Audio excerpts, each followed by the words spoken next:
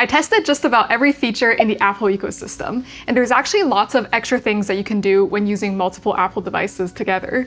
But let's see if they're actually good. So I'm not really a big watch user, but I actually found one of my favorite features on it. If you like going out alone and taking pictures, the camera control on the watch is so useful. It can fully control the iPhone's camera, so you can make a Z Flip at home by doing this. It looks kind of funny, but the high quality back camera is worth it. And it can prevent this from happening when you're trying to take your own photos. You can also switch between the front and rear camera and control the zoom amount with the watch dial. This is so satisfying. I give it a 4 out of 5 stars, only because sometimes the preview can look very compressed. So the watch can control the iPhone's camera, while a Mac can use an iPhone's camera for video meetings. It's really easy to use. You just select use iPhone camera and it immediately works. As you can see, the iPhone's video quality is just miles ahead of the webcam in any Mac. The only problem is it needs a mount like this thing to fully work. And also, your iPhone will be out of commission for the duration of the meeting, so it's probably not great to do this for really boring ones.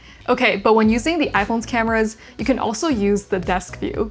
Let's try it out. I mean, it works, but it definitely has a lot of warping. Watch my fingers become twice the length. Overall, the Tech for Continuity camera is cool, but most Macs already have a pretty decent webcam. So is it really worth it trying this hard for a Zoom call?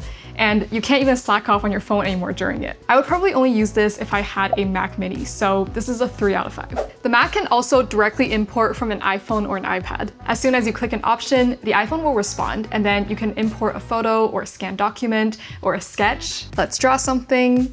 And then immediately it's here. It really is impressive just how fast it works. But it only works in Apple apps like Apple Notes and Pages. So if you do use those, then it's a 5 out of 5. But I honestly rarely use this feature because there's always Google Docs, which is just as fast and it also lets you collaborate. So I guess a 4 out of 5. The next feature is cross-device copy pasting. So I can copy something on the iPad and then paste it on the, not HomePod, but an iPhone or Mac. It saved me so much time because it doesn't just work for text, but also files. It actually doesn't even need Wi-Fi and it's quite fast when it works. But 10% of the time, it can be really slow or just not work at all. Actually, the first time I was filming this, it didn't work. And literally the only way that I found to fix it is to restart the device. So for that, this gets a 4 out of 5. You've probably heard of AirDrop, and now you can just bring 2 iPhones together and it'll do it. Sometimes it does take a second though. But there's also a new AirDrop out of range toggle. So you can start an AirDrop, run far, far away, and it'll continue to transfer over cellular. But this is probably only needed when you're trying to transfer a lot of data. If you're just gonna do a few photos or videos, AirDrop is more than fast enough. I tried sending 100 photos and it only took about 30 seconds. But yeah, you've seen AirDrop, it's nice. I just wish that it is 100% reliable because there were times where it didn't work for no apparent reason. So 4.5 out of 5. Okay, this next one, I bet you've never heard of it. It's called Live Listen. It's an accessibility feature that doubles as a terrible spying tool. So when you connect a pair of AirPods to an iPhone, you can tap the hearing button to turn on the Live Listen. And then through the AirPods, you can hear what the iPhone's microphone hears.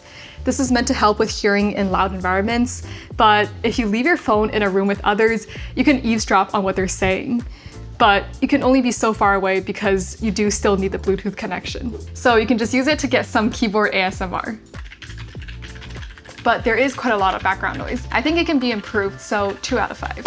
Besides that, AirPods can automatically connect with Apple devices and switch between them. But for some weird reason, mine seems to really prefer the iPhone. Like, I could be actively watching a video on my MacBook or iPad, but as soon as I open up something that makes sounds on the iPhone, the AirPods will immediately switch to it and pause the video that I was watching. Even if I close the app on the iPhone and resume the video on my MacBook, the AirPods never seem to want to switch back to the computer. Other than that though, the switching and connecting is very reliable and fast, so this is a 4.5 out of 5. The iPad and iPhone can cast to the MacBook screen with screen mirroring. And at first I was like, why does this feature even exist? It felt kind of silly casting a phone to a laptop like some sort of serious presentation. You can just show people the phone. But I actually discovered that when you're scrolling through the Photos app, it will automatically full screen photos and videos on the MacBook. And it looks really good, especially on the MacBooks with a mini LED display. These HDR videos that I have just look amazing on the big screen. Like these highlights just pop right out of the screen. And actually now, whenever I scroll through my photos and my MacBook is nearby, I will just cast onto it. For this alone, this gets 3 stars. All right, going back to the MacBook and iPad. When they're near each other, the same mouse and keyboard can be used between them. This is called universal control, and you can even drag files directly across. This has been very reliable for me, and the cursor does move very seamlessly between the two devices, just like if the iPad were an external display, but obviously it's still running iPadOS. Overall, it's surprisingly smooth, so 5 out of 5.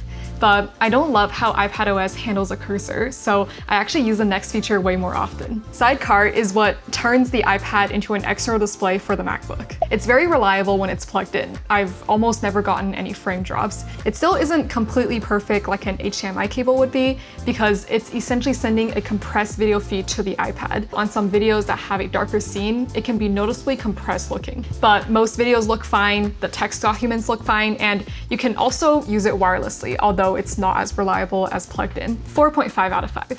And now onto the rapid fire ones. The iPhone's hotspot very reliably shows up for the MacBook and iPad. I can one-click connect to it, 5 out of 5. And next, so the iPhone is a phone, but you don't need to pick up calls on it because it'll also show up on a MacBook, iPad, or watch. And it's pretty reliable.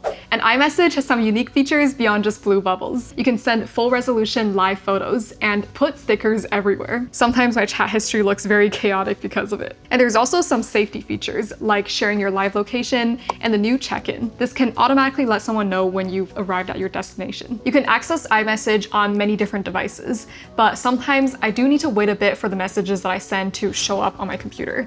4 out of 5. Apple also has this whole suite of productivity apps like Pages, Notes, Keynotes, and I think they're all decent, but they all suffer from iCloud syncing issues. It's just nowhere near as fast as Google Docs or Discord that sync instantly. I often have to wait 20 to 30 seconds for a note that I took on my computer to show up on my phone. Overall, 2 out of 5 because the Google Suite kind of just does better for reliable syncing and collaboration. And back to the Apple Watch. When you're wearing it, it can automatically unlock your Mac. Pretty good. And if you have a HomePod, you can bop it with an iPhone and the audio will instantly transfer over. This is a HomePod mini. It's super small, but the sound quality is shockingly good. But you can also just AirPlay it generically, and it's probably more convenient anyways, since you don't have to get up and go to the HomePod. And if you have friends, when FaceTiming, you can listen to music or watch videos together using SharePlay, and it'll be all synced up. This is pretty good.